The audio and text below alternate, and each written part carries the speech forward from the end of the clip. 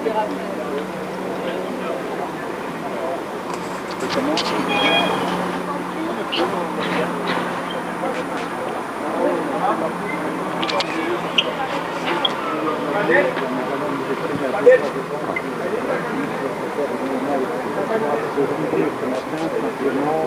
m'assurer du bon déroulement de l'opération de mise à l'abri sur ce parc de la Villette, à la suite, vous le savez, du regroupement depuis vendredi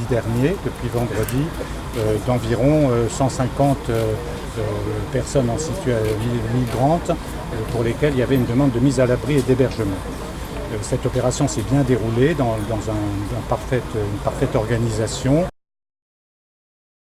Bah oui, là je tremble, bien sûr que j'ai peur. Il y a des familles qui se séparent, il y a des gens. Voilà. Et nous on hésite, il y a des familles qui sont derrière le parc, qui attendent un signal, qui n'ont pas de papier, évidemment, et ils ont peur de rester là. Mais là, il n'y a aucune garantie, il n'y a que les paroles, il y a des contradictions. On ne sait pas qui croire, qui ne pas croire.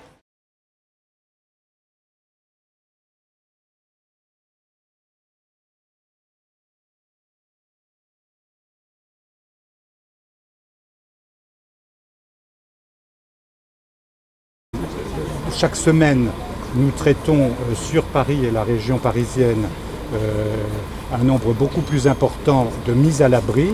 C'est l'obligation de l'État de l'assurer.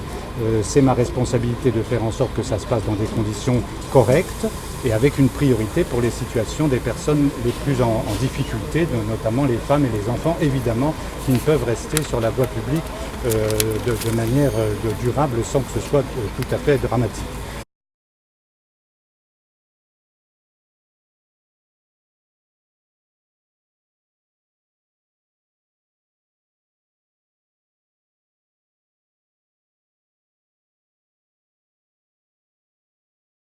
Et donc, chaque semaine, je tiens à le dire, depuis des années, et tout particulièrement depuis cette année 2019, nous assurons une ou deux maraudes chaque semaine en allant chercher les personnes, notamment le long du boulevard périphérique ou sur les portes d'Aubervilliers et le port de la Chapelle. Je vous redonne simplement un chiffre. Depuis le début de l'année, c'est plus de 15 000 personnes qui ont été mises à l'abri et hébergées, de nouveaux arrivés. Et sur le seul mois d'août, nous sommes à près de 2000 personnes. The Paris City Hall and 115 give us some solutions, but it's not really big times. It's only 1 or 2 days, and it's really not enough to rest.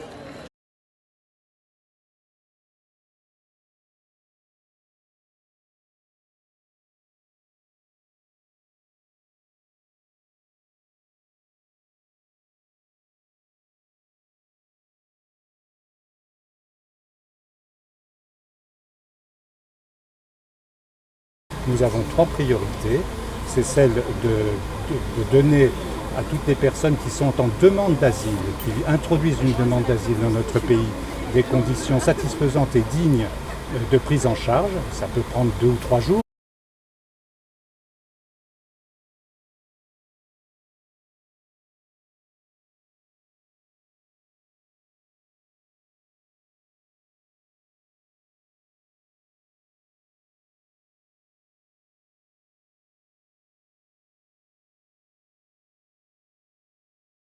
La deuxième priorité, c'est évidemment celle de traiter dans des conditions d'intégration satisfaisantes les personnes qui obtiennent un droit au statut, donc qui sont des réfugiés statutaires, qui ont droit à s'insérer et à s'intégrer dans notre pays sur le plan de la scolarisation, sur le plan de l'apprentissage de la langue, du travail et du logement.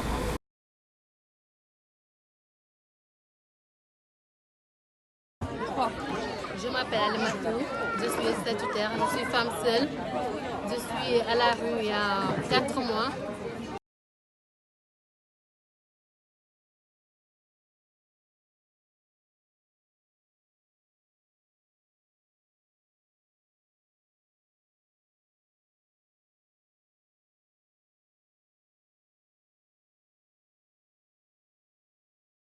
Et enfin, troisième priorité, c'est évidemment celle de traiter par des mises à l'abri pour les personnes en situation de précarité ceux qui sont déboutés de tout droit au séjour et de traiter avec eux les conditions de leur retour volontaire ou éventuellement d'opérations de retour accompagnées dans les pays d'entrée en Europe ou dans leur pays d'origine.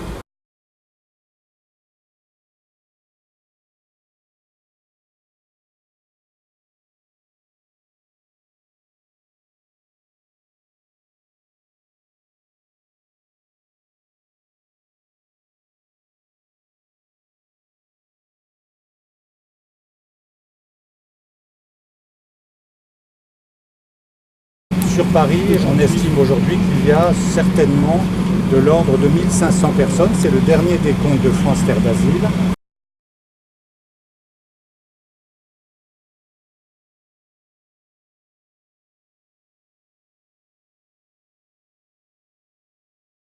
Donc vendredi, Utopia a amené des familles. Je suis venue et avec mes équipes et avec Emmaüs Solidarité, nous avons pris en charge une quarantaine de personnes les plus vulnérables, des femmes enceintes, un bébé de 23 jours, etc., que nous avons accompagnés dans un gymnase de la ville. Et là, nous traitons leur situation un par un.